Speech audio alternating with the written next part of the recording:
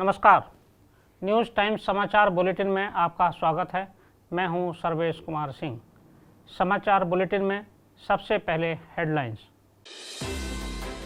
नांदेड़ में होला मोहल्ला रोकने पर जबरदस्त हिंसा, पुलिस पर तलवार से किया हमला, 400 लोगों पर केस दर्ज। प्रधानमंत्री मोदी ने केरल में की चुनावी रैली, कहा एलडीएफ और यूडीएफ का मकसद सिर्फ जेब भरना। बंगाल में अमित शाह ने किया रोड शो, ममता पर साधा निशाना, कहा नंदीग्राम से निकलेगी परिवर्तन की राह। कानपुर में कार्डियोलॉजी में 2 बार लगी आग, इमरजेंसी और वार्ड में हुआ हादसा, 8 मरीजों को कराया गया शिफ्ट। मुरादाबाद में डीजे बंद कराने पर दरोगा पर हमला, बचाने आए पार्षद पति भी घायल, 4 आरोपी जेल भेजे गए।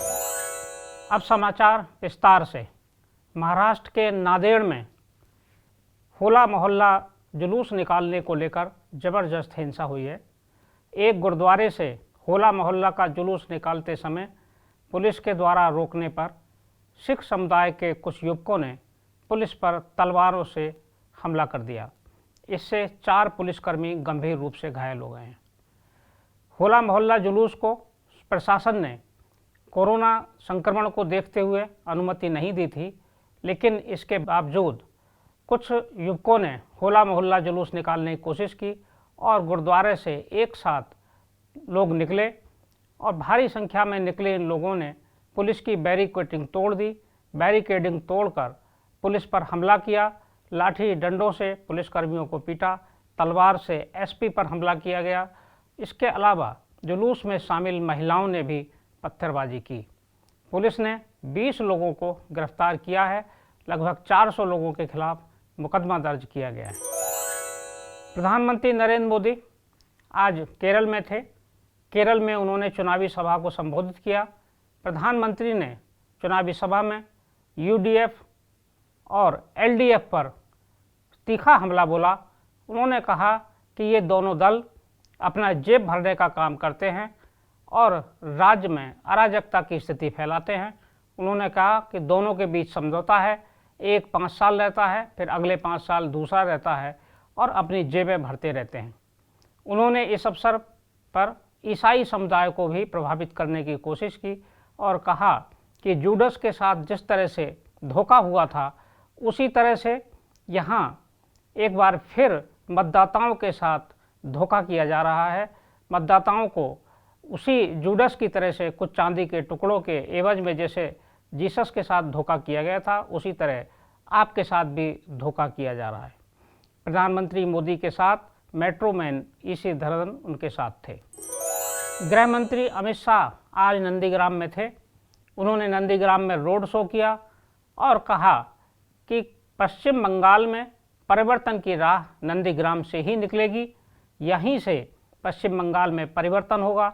उन्होंने कहा कि पश्चिम बंगाल में अराजकता का राज है, इसको बदलना है। उन्होंने ममता दीदी पर तीखा हमला किया और इस बार पश्चिम बंगाल में भगवा लहराने की जनता से अपील की। कानपुर के लक्ष्मीपत सिंघानिया हृदय रोग संस्थान में आज फिर आग लग गई। आग लगने की ये तीसरी घटना है। आज एसी में एक साथ आग लगने से पूरे वार्ड में हड़कंप मच गया। 8 मरीजों को शिफ्ट कराया गया। इसके कुछ ही घंटे बाद एक और वार्ड में पर्दे में आग लगी। ज्ञातव्य है कि अभी 2 दिन पहले ही इस हृदय रोग संस्थान में आग लगी थी। आग लगने की बार घटना की जांच के आदेश दिए गए हैं। मरीजों के एहतियात और सुरक्षा के लिए दूसरे वार्ड में शिफ्ट किया गया है। यूपी के मुरादाबाद में डीजे रोकने गए एक दरोगा पर लोगों ने हमला कर दिया। दरोगा को गंभीर रूप से घायल कर दिया। दरोगा को बचाने आए एक पार्षद को भी लोगों ने पीटा और उसे भी घायल कर दिया। पार्षद की ओर से कटघर क्षेत्र के कुछ लोगों के खिलाफ एफआईआर दर्ज कराई गई है। जानकारी के अनुसार दरोगा एक सूचना पर डीजे बंद कराने गए थे, लेकिन लोग आक्रोशित हो गए। उन्होंने दरोगा पर ही हमला कर दिया। दरोगा की मोटरसाइकिल भी तोड़ दी और उसके बचाव में आए एक पार्षद के साथ भी मारपीट की। पार्षद को लहूलुहान कर दिया गया। न्यूज़ टाइम समाचार बुलेटिन में आज बस इतना ही। कल फिर मिलेंगे कुछ प्रमुख खबरों के साथ। तब तक के लिए मैं सर्वेश कुमार सिंह आपसे विदा लेता हूं। नमस्कार।